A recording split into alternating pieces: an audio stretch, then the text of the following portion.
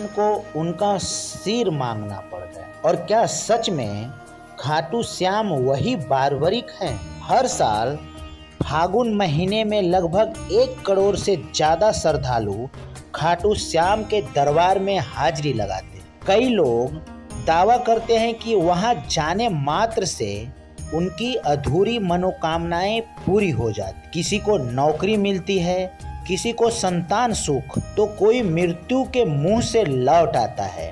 क्या यह सिर्फ एक संयोग है या खाटू श्याम जी में सचमुच कोई अलौकिक शक्ति है?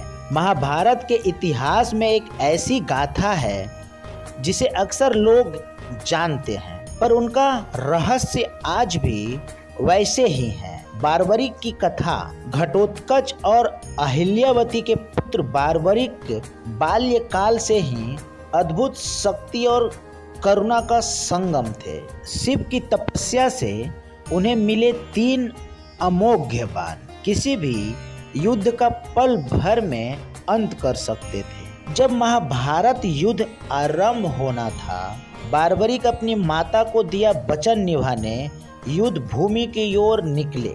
वे हमेशा हारे हुए पक्ष की ओर से लड़ेंगे। यही वचन युद्ध की दिशा बदल सकता था। कुरुक्षेत्र के मार्ग में ही एक ब्राह्मण ने, जो वास्तव में श्री कृष्ण थे, उनसे उनकी शक्ति पर बातचीत की। कृष्ण ने जवाब पूछा, यदि तुम युद्ध में उतरोगे तो किसके पक्ष में रहोगे? बारबरिक ने कहा, जहां हार होगी मैं वहां खड़ा हो जाओ। कृष्ण समझ गए कि यदि यह वीर योद्धा युद्ध में आया तो पांडव कौरव दोनों सेनाएं बारी बारी हारती जीतती रहेगी, धर्म का संतुलन टूट जाएगा। कृष्ण ने उनकी परीक्षा ली। एक ही बाण से वृक्ष के सभी पत्ते भेदने को कहा। बारबरिक का बाण श्री कृष्ण के चरणों तले छिपे पत्ते को भी खोजने पहुंचा। इसी क्षण श्री कृष्ण ने समझ लिया कि यह योद्धा अप्रतिम है। फिर श्री कृष्ण ने दान मांगा, उसका शीश। बारबरिक ने आग्रह किया कि हे ब्राह्मण, अपना वास्तविक रूप दिखाएं। श्री कृष्ण विराट रूप प्रकट किया और बारबरिक बिना क्षण भर सोचे अपना सिर दान कर दिया। श्री कृष्ण ने उसे वरदान दिया, कलयुग में तुम श्याम नाम से पूजे जाओगे, तुम हारे का सहारा बनोगे, लोग तुम्हारे सिर की पूजा करेंगे क्योंकि इनमें मेरा अंश रहेगा। बारबरिक का शीश युद्ध भूमि में एक ऊंची जगह पर रखा गया और उसने पूरा महाभारत युद्ध देखा। पांडवों ने जब पूछा इस युद्ध में विजय किसकी वजह से हुई, उस शीश ने उत्तर दिया, श्री कृष्ण की। यहीं से प्रारंभ होती है खाटू श्याम की कथा। मंदिर का निर्माण व रहस्य। कहते हैं युद्ध के शताब्दियों बाद राजस्थान के खाटू गांव में एक गाय प्रतिदिन एक स्थान पर जाकर अपने आप दूध बहाने लगी। ग्रामीणों ने खुदाई की तो वहां से वही दिव्य शीश प्राप्त हुआ। खाटू के राजा रूप सिंह चौहान को रात्रि में स्वप्न आया, मेरा मंदिर यहीं बनाओ, और 627 ईस्वी में इस सिर की प्राण प्रतिष्ठा हुई।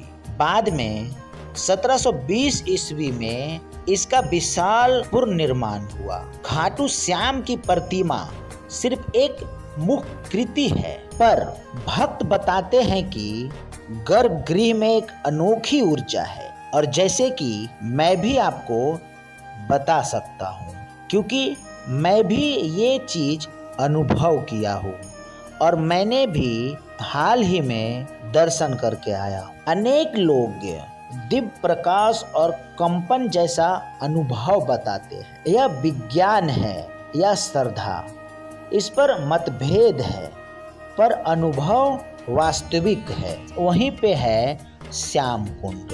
अब श्याम कुंड का पानी का भी रहस्य है। जहाँ से शीश मिला वहीं आज श्याम कुंड है। इसका पानी कभी सूखता नहीं और इसका स्रोत आज तक समझ नहीं आया। यहाँ स्नान को आत्मिक शुद्धि से जोड़ा जाता है। कई भक्त दावा करते हैं यहाँ डुबकी के बाद जीवन की कठिनाइयाँ समस्याएं आसानी से हल हो गई। और वहीं पे एक मंदिर भी है, गौरी शंकर मंदिर, उसका भी एक अनोखा कथा है। औरंगजेब की सेना ने जब यहाँ के शिवलिंग को तोड़ने का प्रयास किया तो शिवलिंग से रक्त जैसा तरल बह निकला। सैनिक भयभीत होकर भाग गए। आज भी उस शिवलिंग पर प्रहार का निशान देखने को मिलता है। अब हम फागुन मेले और दुनिया भर की आस्था के भी बारे में बात कर लेते हैं। हर वर्ष फागुन में यहाँ करोड़ों से भी अधिक भक्त आते हैं। देश नहीं विदेश से भी आते हैं। कहते हैं जो हारे वह यहाँ जीत कर लौटता है। खाटू यात्रा के बारे में थोड़ा सा अनुभव साझा करते हैं। मन को छू लेने वाला अनुभव है। अधिकांश यात्री रिंगस रेलवे स्टेशन से तकरीबन 17-18 किलोमीटर पैदल यात्रा करते हैं। रास्ते में भजन, लंगर, गुलाल, सेवा सब एक अलग ही माहौल बना देता है। मंदिर पहुंचते ही एक शीतल, शांत और दिव्य वातावरण मिलता है। गर्भगृह में श्याम बाबा का नीले रंग का श्रृंगार देखते ही आंखें नम हो जाती है। कहते हैं यह यात्रा केवल पैरों की नहीं, मन की शुद्धि है। हर कोई यहाँ से कुछ छोड़कर नहीं, खुद बदल कर लौटता है। तो दोस्तों, कैसा रहा यह अनुभव?